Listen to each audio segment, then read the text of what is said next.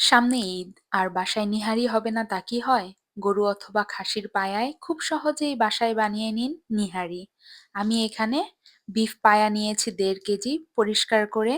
এবারে একে একে এলাচ, দারচিনি, ৭-৮টি গোলমরিচ, লবঙ্গ, একটা স্টার অ্যানাইচ, কয়েকটি শুকনো মরিচ, শাহি জিরা, তেজপাতা, হলুদ, মরিচ, ধনিয়া গুঁড়া, পরিমাণ মতো লবণ এবং আদা বাটা, রসুন বাটা, পেঁয়াজ কুচি, সামান্য তেল, কাঁচামরিচ এবং পানি সব দিয়ে মেখে চুলায় আঁচ দিয়ে দিব।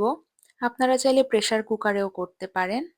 ৫-৬ ঘন্টা এভাবে জাল করে নিয়ে এবার আরেকটি পাতিলে তেল দিয়ে পেঁয়াজ কুচি, রসুন কুচি, শুকনো মরিচ, আদা কুচি দিয়ে ভেজে নিব। লালচে হয়ে এলে এবারে নিহারিতে ঢেলে ঢেকে দিব। আমি সাধারণত নিহারিটা ২ দিনে করি। এতে করে ঝোলটা ঘন হয় এবং খেতেও বেশ দারুণ লাগে। আস্তে আস্তে মাংসটাও নরম হয়। এতে খুবই মজা লাগে খাওয়ার সময়।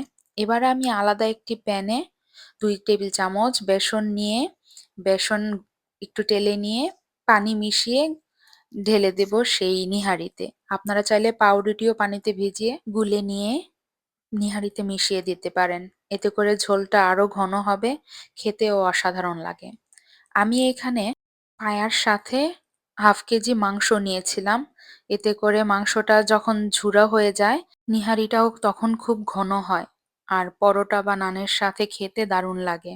এই তো সব শেষে পরোটা, নান অথবা রুটির সাথে গরম গরম পরিবেশন করুন আপনার ঈদের টেবিলে। তো আপনারা কে কে করবেন এবার ঈদের নিহারি আমাকে কমেন্ট বক্সে অবশ্যই জানাবেন। আমি অপেক্ষায় থাকলাম। আজ এ পর্যন্তই। ভালো থাকেন, সুস্থ থাকেন। আল্লাহ হাফেজ।